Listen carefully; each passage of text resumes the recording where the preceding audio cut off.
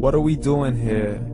And where are we gonna go? It's like we just woke up one morning and then it's welcome to the show. Don't ask any questions, just go with the flow. Make as much money as you can and try your best not to get broke. Copy everything you see on the TV, from the hairstyles to the clothes, and don't think too often, just do exactly as you're told. And if you ever get confused, then just turn towards the alcohol. You'll still hear your thoughts, then just turn up the radio as you learn to live a lifestyle of drugs, sex, and rock and roll. But in all honesty, I just need to know, is there more to the cycle than growing and getting old? Living and dying just to leave behind a happy home and a whole lot of property that somebody else is going to own. I just really need to know before the casket's closed, 'cause I'm not willing to gamble with my soul, nor am I ready to take any chances. These are just simple life questions and I'm just searching for some answers. Like, what are we doing here? And what is our purpose? How did we get here, and who made us so perfect? And what happens once we go, or is this world all really worth it? Questions we don't answer because apparently we don't really have to. There's no purpose to this life and our existence is merely natural. Then in that case, please let me ask you, did you create yourself, or was it somebody else who had fashioned you? 'Cause you're a being that's impeccable, faultless and unparalleled. You're a product of supreme intelligence and I'm merely being rational. For there isn't a camera on this earth that can come close to the human eye, nor a computer that can compete alongside the human mind. And if the whole world was to come together, we wouldn't be able to create a single fly. So many signs, yet we still deny. As science tries to justify that all this could come from none, when it's a simple sum. 0 plus 0 plus 0 cannot possibly ever give you 1. So from where did all this order come? But everything has its origins, a maker, a creator of its own. I mean, the only reason you're watching this video is because somebody had to press upload. So we can believe in the Big Bang, but I'd rather believe in He who caused it to explode. Allah, the creator of everything along with every single soul. The ever-living, the master, the only one who is in control. Unlike his creation, beyond our imagination. And no, he's not a man, nor does he have any partners in association.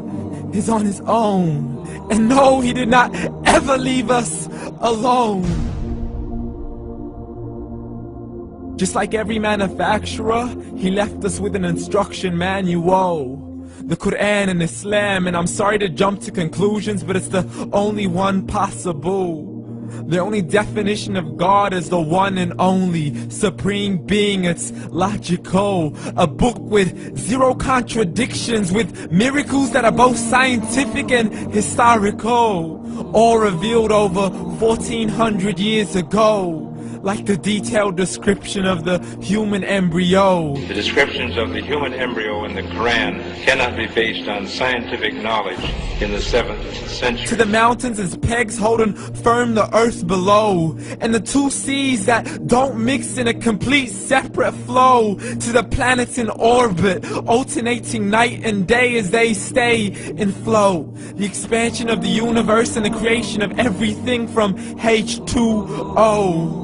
To the stories of the past and the preservation of Pharaoh. To identifying the lowest point in the land where Persia defeated Rome.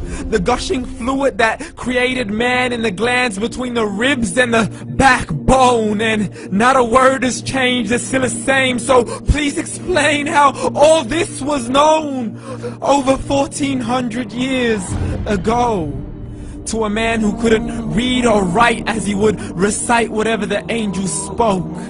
And if you still don't believe, please try to come up with something that's even close.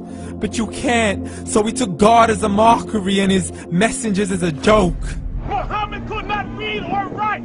How's somebody who can't read or write gonna start a religion? Dismiss these scriptures as legends and tales of the ancient folk, as we live life according to our whims, desires, and hopes. saying this life is the only home we will ever know. We will live then die, then simply turn to bones. YOLO! Correction, after the grass dies, the rain arrives and it regrows, and Allah promises to do the same thing to your very soul and bring you back from your very fingertips to your toes, as the all-seeing supreme being watches us so close, and we are surely being tested in our wealth, our health, and our self, and everything that we've been blessed with. So believe, for we will surely be resurrected and be brought back to our Lord and account for every single deed, as He hands us our books and orders us to read. From the bad to the good and everything in between. You yourself are sufficient for your own accountability, so don't be mad at me. You are the one who thought He wouldn't come back to me. I gave you a whole life long to search after me, but you were busy in all that which was temporary. So read, and glad tidings to all those who believed. And if you disbelieve, read. And don't let that day be the first day you find out what your life really means. Read.